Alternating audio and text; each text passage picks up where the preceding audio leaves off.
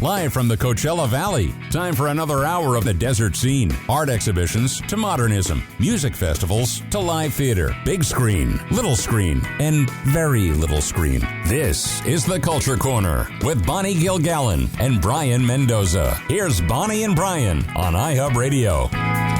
And we're back on the Culture Corner, and we're now joined by a good friend of mine and an amazingly talented singer, Miss Rebecca Clarkk. Hi, Rebecca. How are you?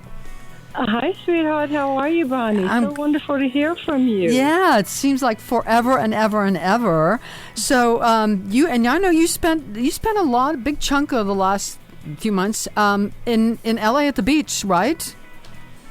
Well, actually, there's a little story there. We actually moved. Okay. And we left last July, and we just decided we wanted to get closer to my family through this whole pandemic. And it was a great decision. You know, the weather is fabulous, and it's actually where we wanted to go. So, and now I'm commuting back and forth from the beach to the desert. And I just finished performing last night. I'm actually here at the Indian Wells Resort Hotel. Yeah. So you're back at Frank's Place doing your wonderful Barbra Streisand show. So for folks who haven't seen it, tell us about the show a little bit. Well, actually, the show yesterday was not Streisand show. Okay. It was my cabaret show, and we still packed the house, so it was wonderful. My Streisand show, I've actually been singing at the hotel for 6 years. Wow. And I've been doing my Streisand show called Hello Gorgeous. And I believe because of the pandemic, all the shows stopped, everything. And we just recently started opening up again. And my show, Hello Gorgeous, will start up again, hopefully, in the fall. Okay. And that's usually when the season begins, in October to the end of May. So, but I'm not really sure when exactly they're going to start up again. But right now, my cabaret is start up again, which I'm really happy to say. And, you know, Bonnie, it just feels wonderful to be back. It feels wonderful to sing again. Absolutely. I'm just so happy. I mean, you have no idea. When I'm up on stage, I'm like, oh, this is where I belong. Yeah. Now, so tell us about your cabaret show then. So is it a mix of, is it jazz and Broadway and all, a little bit of everything? Everything. A little bit of rock and roll, a little bit of country, a little bit of jazz. I do everything. Broadway, Shirley Bassey, Linda Etta, Liza Minnelli. I do it all. And, you know, it's something that I truly love doing. And I was just told that I will be back at the hotel the whole month of August and September, every Friday, Saturday for the 2 months. Excellent. And as myself. So I'm really looking forward to that. And it's called the Rebecca Clarkk Show. And it's just a lot of fun. You know, I've actually had some guest singers come up that came in from Orange County. I did this wonderful Barbra Streisand birthday at the Catalina Jazz with Club Clifford Bell, in Hollywood. Yes. And with Clifford Bell, that was wonderful. And I was just mesmerized how many wonderful entertainers that I had. Actually, I don't know at all, but I got to meet some of them and actually became friends with them. And I'm actually bringing one of the singers, Ronnie Martin. She's going to be my guest on the 20th of this month. Excellent. So this is wonderful because I'll be back at the hotel on the 20th, and it's wonderful. And I'm sure you're familiar with the sold out event for the 30th at the end of the month for the people that passed away. Yes, that Christy King put together the memorial tribute thing. Yeah, it's at the is American Legion. Is it correct? But it's but it is sold out. So which is great. It is sold out. Yeah, it's sold out, and I'm going to be doing a couple of beautiful songs, and I will be singing "The Way We Were." Mm-hmm. Where, that's great. While they're showing the memorial of the photos on the slide. Yeah. And I'm so looking forward to it. It's crazy how many people lost so many this year. I mean, so many. Oh my! And I didn't verbally talk to Mike Hostley, but I did text him when he went back into the hospital, and I was hoping and praying that he would come out of it, but apparently that wasn't, didn't happen. So it reminds us all how short life is, and how you got to tell people you love them now, because you never know. You just, you're absolutely right, honey. You are absolutely correct, and it's crazy because the desert is not really very big. It's quite small, and because of that, you get to meet everybody, especially in the entertainment business. And I think there are more entertainers than there are nightclubs. Sometimes everybody I know is a singer. Yeah. So I want to ask you something that I've asked a lot of performers over the last year or so during this pandemic. So you moved and you went to the beach and you're closer to your family. I'm sure that helped. But what else have you done? This has been a trying time for everyone, emotionally and mentally. What have you done to kind of keep your sanity and keep yourself in a good mental spot during all this? I prayed. Okay. I pray a lot. No, I basically stayed at home. I at the time we weren't vaccinated. At the time, I don't believe the vaccination was even available. So that was quite scary for everyone. And losing, having not having the gigs at the time, everything shutting down, and not singing for so long.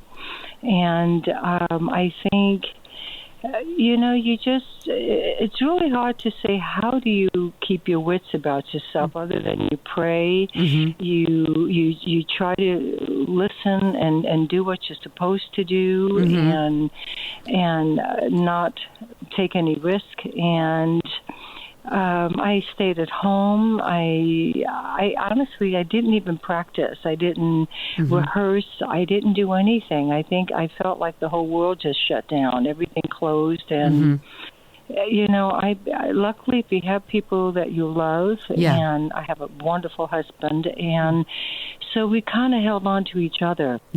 And just said, okay, we're going to have to get through this because this is what we need to do. We have to do this. I have, my child, I have my son, I have my grandkids, and, we just said we have to do this. We got out, we went to the beach a lot together where there was nobody around. There were things to do. It was always, you can always take a drive. So we loved driving to Laguna Beach, or we loved taking a drive to Newport Beach. So it was, if you got stuck in the house, because literally everything was closed. You couldn't even go to the pool. You couldn't even work out at the gym. There was nothing you could do. I have an elliptical at home, so I spent a lot of time focusing on, okay, this is what I want to do. I could stand to lose a little bit of weight here instead of eating everything that's in front of you.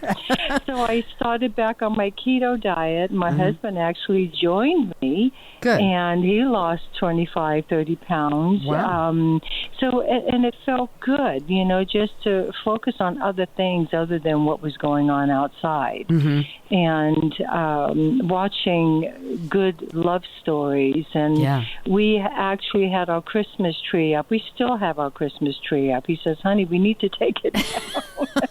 I go, I don't want to take it down. It's so pretty. And it's not real anyway, but it's one of those rose gold. It's so beautiful, and it goes perfect with where we live. That's my dog. He saw somebody walking past the pool, and he started. Anyway, so we try to do what we need to do. You find things to do, and to me, you're just thinking positive. And knowing that this is, this too will pass. Yes. We both finally got, we both are finally vaccinated now. And we are too, happy to have gotten that over with. And, things is opening up slowly. I'm not too eager to get back too much, Yeah. I'm still not, we're not ready to hop on a plane anywhere just about. No, but no. I will be next year because I have a gig in Indiana, and I'm going to be in Indiana for 2 months doing Streisand. Wow, great. That's and great. I have a 2 months, yes, I'm on contract already, and I'm actually working with my dear friend Gary Anthony, who is the best Frank Sinatra impersonator ever. And he's in Las Vegas. So I'm going to be working with him. I'm working with Doug Church, who's a phenomenal Elvis Presley impersonator. Okay. And I'm also working with 2 other fabulous entertainers. So it's going to be at the Blue Gate Theater, where the Performing Arts Centers are. And I am so excited. And, you have something to look forward to. Yeah. To think this is next year, but I'm okay. so for people so you're doing your with a Rebecca Clarkk show, cabaret show, again on the 20th, May 20th, yes? May 20th, yes. Dinner and show, and I'm excited. 6 to 9. This is at the Indian Wells Resort Hotel at Frank's Place. Want to get reservations strongly recommended, limited seating. Very please, because the last show we did, we had 95 people, and they didn't really, I don't believe you can have any more than a certain amount.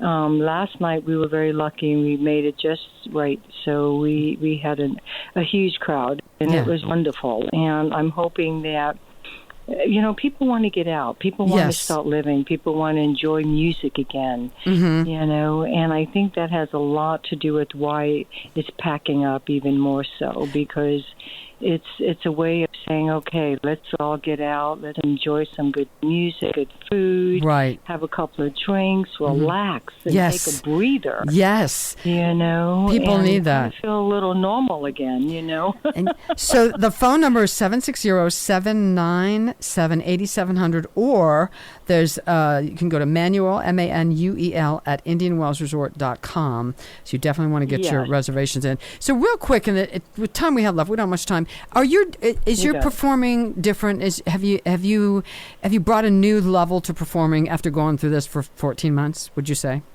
I really have. I worked on some great new material. I decided, we're just gonna go for it.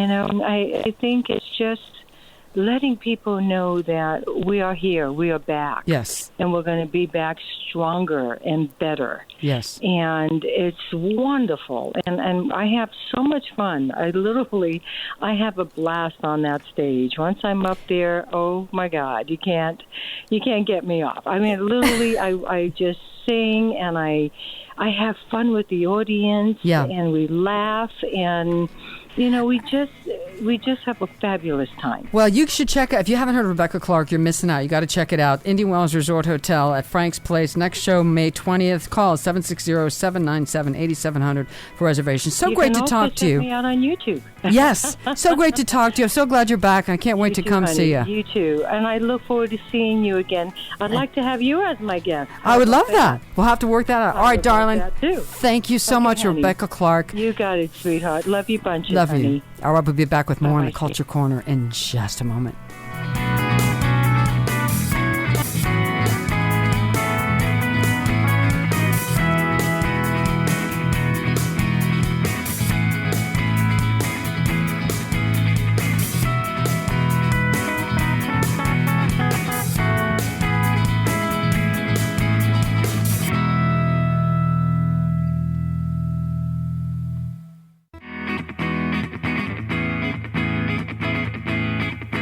The curtain rises on local and regional arts and entertainment.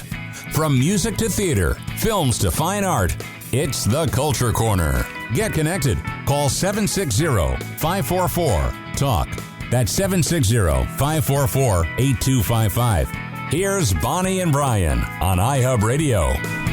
So today we're going to go ahead and do another segment of this week in pop culture. So we have to come up with a little, announcement or thing. Ba-ba, this week in pop, something, sound effect on that. Well, I got to talk to John about that. Yes. That's a good idea. This week in pop culture or something. So for May 2nd, 1885, Good Housekeeping goes on sale for the first time. Wow, it's been and it's still around, I think, isn't it? Yes, Yeah. it is one of the oldest magazines still in print, and it was founded on May 2nd, 1885 by Clark W. Bryan. The cover was pretty bare. It was just basically a woman holding up like a cup and looking at it, and that's it. Now, and it was just basically the original focus was housewives. Like the idea was that this is a magazine for women, but specifically for housewives. And now it's like now it's more about, it's still catered towards women, but discussing like women's issues and women's basically like, you know, like recently there was one that according to this one website, there's a magazine cover of like Chrissy Metz, the plus size model, and she talks about nurturing your own growth as a woman and all that. And I think it's actually really interesting to look at the first issue of Good Housekeeping and look at it today and how see it's evolved, how it's evolved and why it stayed relevant. I think it stays relevant because it's like we're still for women, but we're adapting to women of today. Yeah. And I think that's really wonderful. And I would say that I think it's a good idea. And also, some birthdays, and again, these aren't necessarily celebrities who are alive, but on May 2nd, it was Leslie Gore's birthday. Leslie Gore, who was born in 1946, Dwayne "The Rock" Johnson, who was born in 1972, and David Beckham share a birthday, and Christy Baranski. I love her. She's great. They all share a birthday on May 2nd. Cool. And for May 4th, actually, I'll save May 4th for the later segment because it ties into our feel-good story. Okay. So for May 5th, Peaches and Herb are reunited. The pop duo Peaches and Herb were quote-unquote reunited, and it feels so good. I liked them. I love that song. I did that song when I was doing top 40 bands with a duet. It was fun. And it was number 1 on the Billboard pop chart. I actually think that's a really good song because, like, believe it or not, like I know that it's gotten to a point where it's sort of like a joke because you listen to it and you put it on ironically, but when you listen to it, it's really passionate. It's a good song. It's passionate and sweet, and you know the thing is that this is one of those songs that I'm just going to leave it at that. It's still a good song. I think it's still a good song. Absolutely. And in 1862 was the very first Cinco de Mayo. Did you do anything for Cinco de Mayo? Well, the only thing I did is Eric went out and got burritos from a Mexican restaurant down the street and brought them home. That was it. That's not too bad. At least you didn't do anything dumb that day. Like, no. I mean, for me, like, the thing about Cinco de Mayo is that it didn't actually gain prominence until the 80s because of all the advertising campaigns for beer and wine companies. So I'm not surprised by that. Like, that's what I was reading, is that it's not really much of a holiday in Mexico, but it is like, but because of beer companies now, it's like this really prominent thing, which I'm not surprised by. It's kind of like how when you think about it, the image of the cowboy was mostly brought in by Marlboro. Yeah. So a lot of it is advertising. Yeah. Or Santa Claus, for example. Santa Claus doesn't look the way he was, except thanks to Coca-Cola. Which, when I first heard Santa Claus and Coca-Cola, I was like, really? I thought, I don't know, because then I look back in a little image and it's like, okay. Very different. Very different image. Yeah. And in 1983, so there was the Hitler Diaries. There used to be 60 volumes of journals, apparently by Adolf Hitler. It turns out that in 1983, Stern magazine figured out that these were fakes, that the Hitler Diaries were actually fakes, and that it was a hoax. And it turns out that they were a series of journals written by a journalist named Konrad Kujon, who had a history of petty crimes and deception. It doesn't surprise me. It really doesn't, unfortunately. You know, it's interesting because, like, to me, I imagine this is a lot like the vault, Al Capone's vault, and looking at it, it's like nothing. Nothing's in this case, in it's there, like it was nothing. And I'm not surprised, to be honest with you, because it's like, well, I mean, I don't know if Hitler would have kept the vault. I was just going to say, he doesn't strike, what I've read about him, it doesn't strike to me as him being a person that would have written in a diary. I don't think so. You know. And the other thing was, in 2009, that a young girl at 12 years old, Catherine Boston, received the title of Baker of the Year on May 7th, 2009, when she competed against 6 other finalists to create something yummy on I think called for the Easy Bake Oven Challenge. Basically, she won this on MasterChef. And how old was she? 12 years old. She won a competition, Baker of the Year on MasterChef. Did you say what she baked? Let me see. I think strawberry tart. Okay. Strawberry tart, which, when I look back at it, it's like, when I look back at the Easy Bake Oven, I'm like, I just can't imagine anything good coming out. I remember the Easy Bake Oven, yeah. Did you cook anything good? Did you ever have one?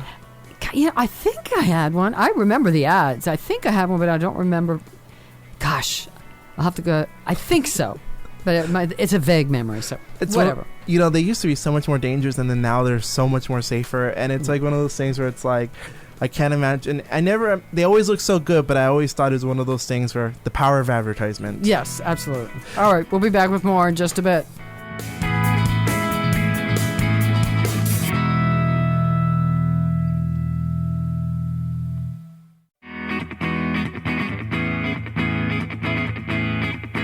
You're listening to Bonnie Gilgallon and Brayan Mendoza, talking arts and entertainment on iHub Radio's The Culture Corner. Live from the desert cities of Southern California, here's Brayan and Bonnie.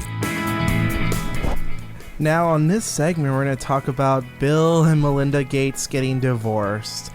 I'm going to be honest, that was kind of a shock to me when I first heard about it. I was a little surprised.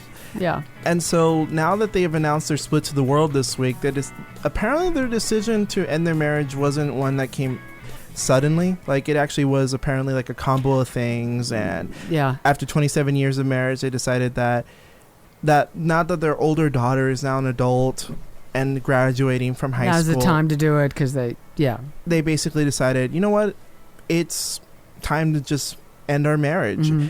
And the interesting thing is that Bill and Melinda Gates, like, for me, I never associated them as like a power couple. I've always associated them as like two people that were married that had their own independent projects. Mm-hmm. So I don't know. I've never associated them with like being like this untouchable couple, like a lot of other celebrity couples that have gotten divorced over the years. And so Melinda is the one that actually filed for divorce from her husband, who is the Microsoft co-founder. And they decided to have a separation agreement in place, and they're trying to keep things civil and private as possible, which they're entitled to, certainly. Yeah. And that they're still going to plan to work together at the Bill and Melinda Gates Foundation. Mm-hmm. And one source says, from People Magazine, they say nobody is going to want to invite more scrutiny because it'll hurt their credibility. I don't think they're so angry about that. I don't think they're so angry that anybody wants to take each other down, like you sometimes see. Melinda is not incentivized for that. Mm-hmm. Basically. Yeah, the interviews, I've seen a couple interviews with them. Yeah, they don't, neither one of them strikes me as that kind of really vindictive, I'm going to put all the dirty laundry out in public kind. But yeah, and what I had read was there was no prenup, but they did have a separation agreement, and that's, at least initially, it doesn't sound like there's going to be fighting over the money.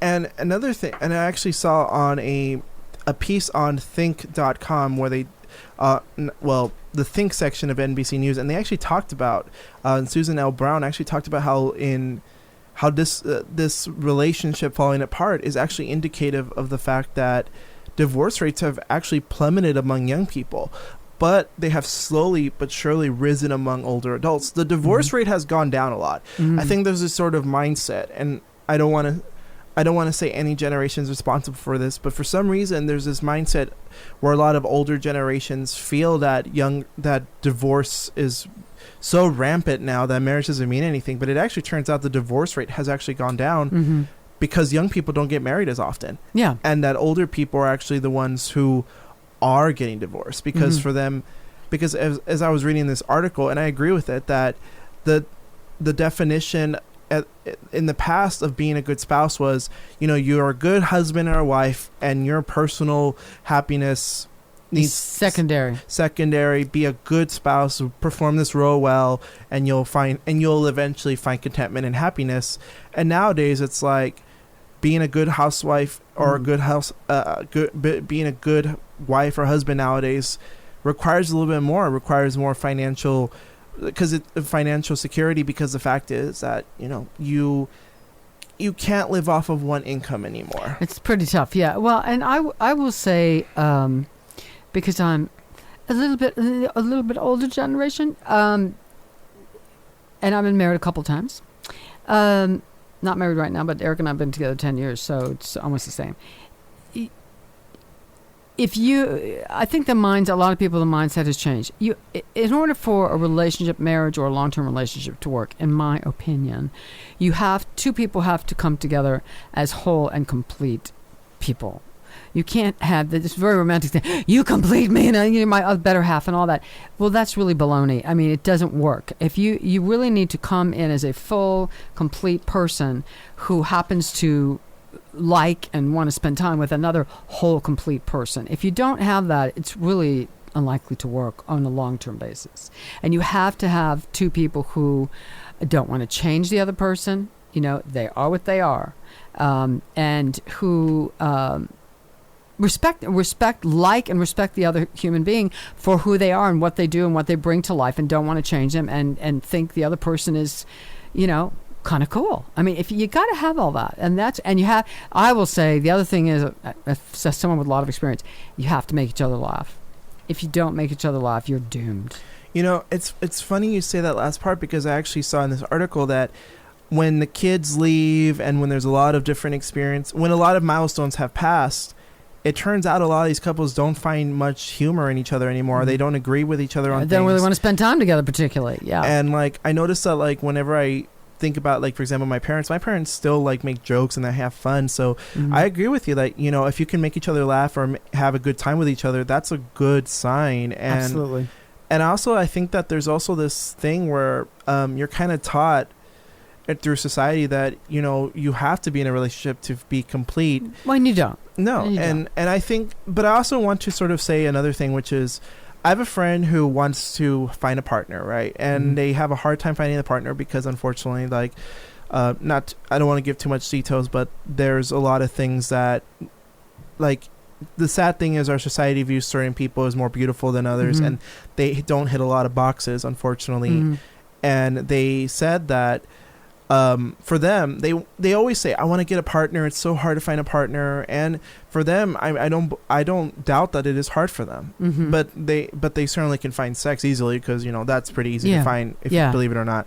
But and they said, and they always get told this piece of advice, which is, if you want to love someone else, you got to love yourself first. And I feel like there's a complexity there. I feel like that's not always the best advice, because to admit that you want something or somebody, or you want a partner, is loving yourself, to be able to know what you want.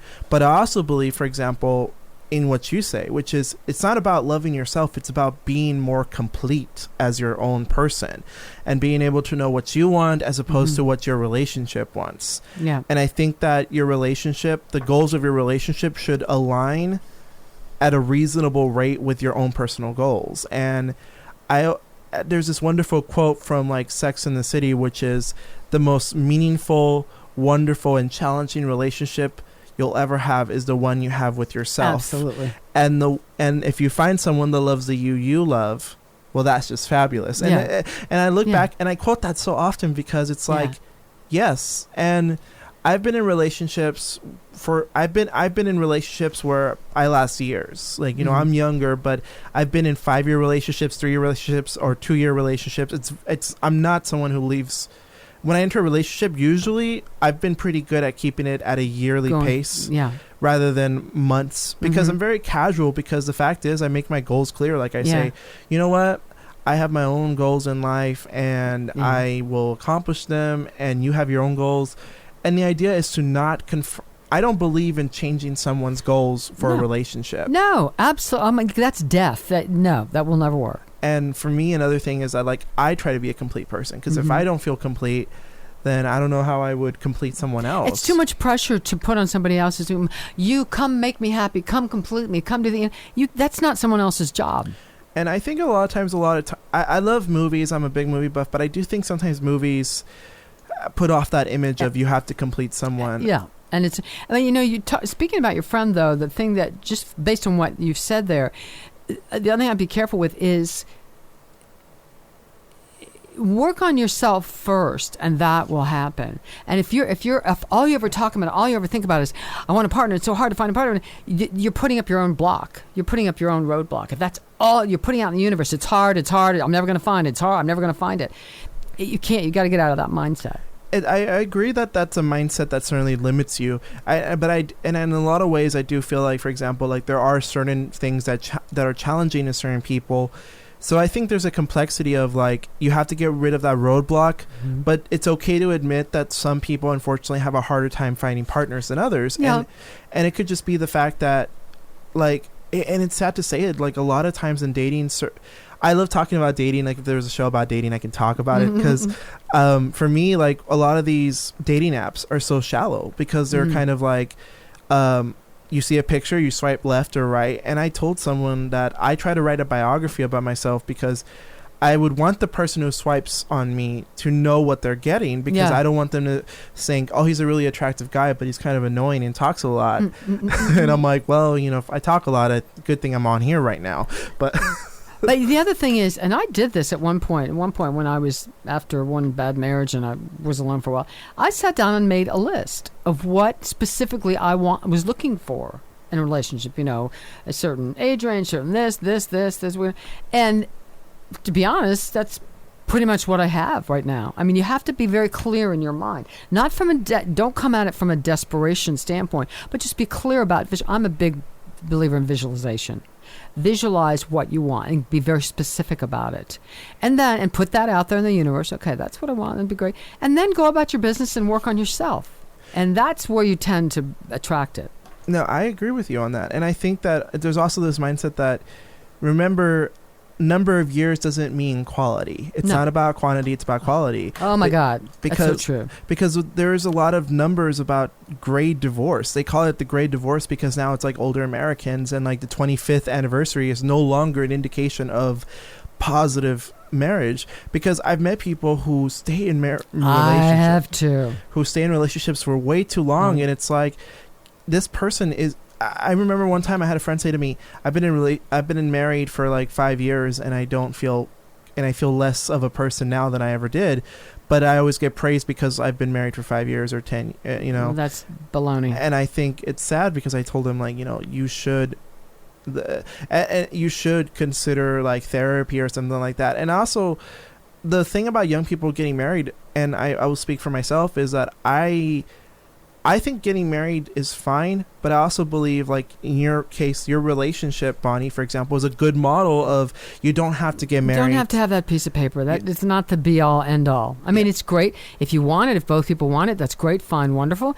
But you don't have to have that to have a good, long-standing monogamous relationship. And I always hear about the tax benefits, and it's like, well, no, I've heard of marriages where when they're separated, I've actually heard of cases where a couple that's still together but not married, they benefit in a lot of ways. Like their kids can get more financial support for school that way. Ironically speaking, marriages maybe not even the best option financially for everybody's different. You have to everybody has their own situation. So, but you know what, but really seriously, and this interesting, this older divorce thing, I think some of that is people get to a point where they're finally saying, you know what, you only have a limited number of years on this earth. I want to be happy, and I need to do X, Y, Z, and I don't think this person is going to go along with, is the person to be on that journey with me. Yeah. And that's a legitimate decision. Have you seen a lot of grade divorces lately in your... I have not. To be honest with you, I have not. I've seen more than I imagine. I have a few friends that... I have my mom's friend who's in her 70s. She got divorced, and I was like... I'm going to be honest. At first, I was a little shallow and said, why would you want to get divorced at 70? But then I thought, like you said... She still might have another 20, 25 years left, and she wants to do what she wants to do and be happy. You know? I agree with you on that. Like, that's something that I had to deprogram for myself, which is, no, getting divorced at 70 is great, because guess what? However much time you have, you deserve to be happy. No, and I agree with you on that. And it's... there's just... divorce can also... I like the fact that nowadays people see divorce as a blessing. I've heard of divorce parties, and you know what? Divorce can be a blessing, because... Sometimes because it means that you are more free to do what you want. And I know sometimes it hurts, but but divorce is more Sometimes complex. it's necessary, yeah. It's more complex, but hey, stay All right. tuned. We're going to still talk about it. And we're going to end on a happy note again. We will. Okay. So stay tuned. You're listening to The Culture Corner with Bonnie and Brian.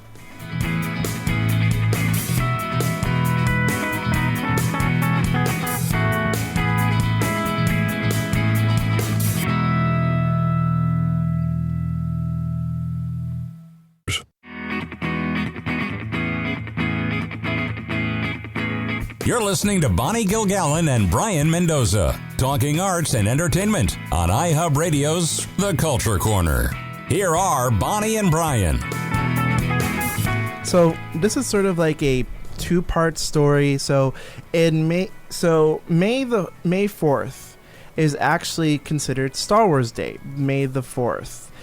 Like kind of like May the 4th be with you, but it's May 4th. Yeah. It actually started in a sort of like a grassroots like celebration since the series started in 1977, and it became the first recorded usage of the phrase and the holiday was May 4th, 1979, when basically what happened was that like the Conservative Party actually put a so when Margaret Thatcher was when she won election for prime minister, when she was elected, the Conservative Party put up a advertisement in the London Evening News saying, "May the 4th be with you, Maggie. Congratulations." And so afterwards they started doing this. It picked up traction. May the 4th be with you. And so in 2011 it actually became like an actual celebration.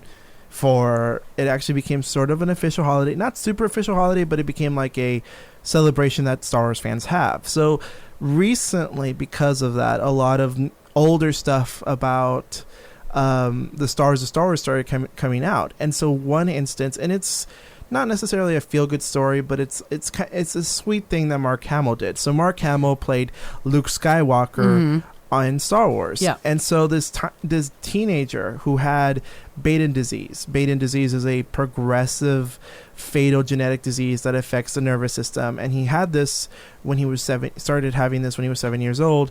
So basically what happens is that if you have Baden disease, you lose your vision, you suffer from seizures, loss of motor and cognitive control, and then they die pretty early, which is really tragic. Sad. And so when this guy said, what happened was that John Sikora,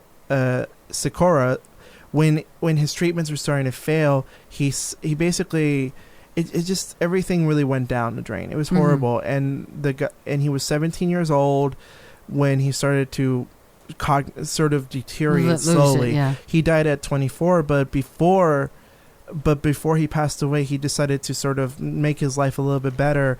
And one of those moments was that he asked his dad if he can meet Luke Skywalker. He had already lost his sight by then and most of his short-term memory, but it turns out that he actually spent most of his childhood watching Star Wars and playing with toy lightsabers, and so he always felt a certain connection with Star Wars, and it was the one thing he will always remember. And so his father had asked his college friend screenwriter Ed Solomon, who wrote the script for Men in Black, Bill and Ted's Excellent Adventure, and he was the only person he knew in Hollywood if he can help him reach Mark Hamill. And Solomon basically reached out to Mark Hamill's agent, and lo and behold, he got a call. They got a call from Mark Hamill himself, who basically met at a park in Malibu. So John Skakora and Mark Hamill met, and they spent hours talking about Star Wars. And what Mark Hamill did was he dressed up as Luke Skywalker, and he basically answered questions about Star Wars from the perspective of Luke Skywalker. Great. That's great. And it was one of those things where his father John Skakora's father had said, at this point, John couldn't distinguish between the actor and the character, so Mark answered all his questions about Princess Leia and spaceships, and he was very, very kind. And so when John passed away at 24, it was a moment where it was basically like it was just this moment where he got some peace, you know, being able to talk to his childhood hero. Yeah. And so Ed Sullivan retweeted this out. So even though this story happened in 2014, it got retweeted because Ed Sullivan wrote a tweet and he talked about it. And Mark Hamill tweeted back saying, "There's no sweeter sound." Oh Lord, I accidentally clicked it, so give me a second. I got it. "There's no sweeter sound than a child laughing. I've been so lucky. Feel it's my duty to give back in any way I can. Much prefer visits to hospitals and talk shows. Heartbreaking but inspirational. Makes my career seem trivial in comparison. Wish I can do more." And that's what Mark Hamill tweeted out after Ed Sullivan said he not only met with the boy but spent hours answering questions, and that's why and it literally meant the world to this kid and his family. Why I always love Mark Hamill. And it just shows you, if you take time out of your life to do something good for someone, it happens. What are your thoughts on the story?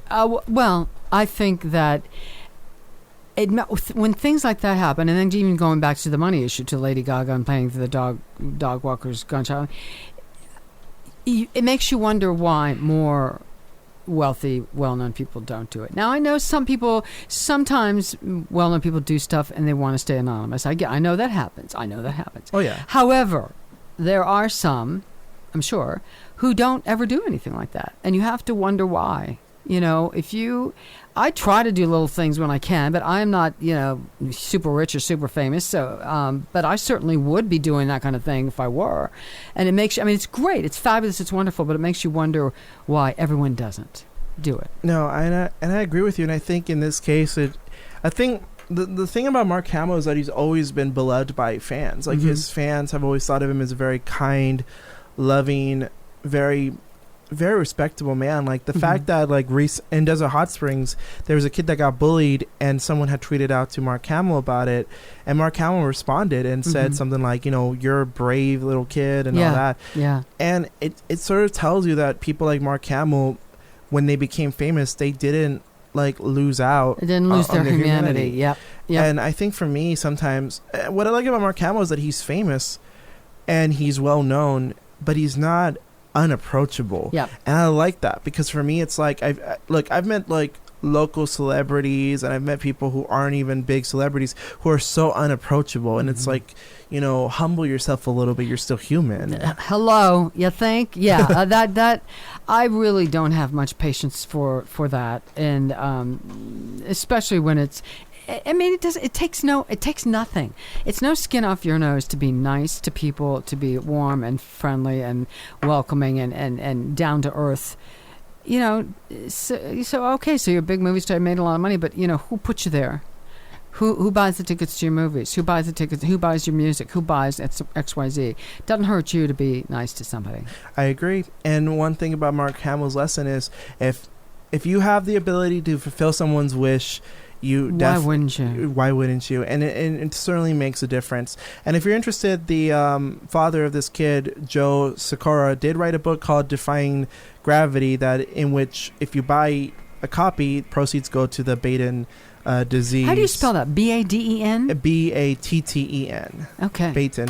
So if you want to help out the family or do any charity work, maybe donate to any organization that's helping out with Batten disease, because the fact is that it is. I barely even heard about it the other day, to be honest. I never heard about it either. And if you want to donate some money also, but if you happen to love music and theater, go online and go fund me to the Purple Room to keep them open. Thank you to Michael Holmes and to Rebecca Clarkk. Go out and do something nice for somebody. No, I agree with you. Donate, give what you can, or smile at people, for God's sake. And if you can't donate, share a donation page, because you never know if someone on your page who might be able to. So, hey, great show. Stay safe. See you next week. See you next week.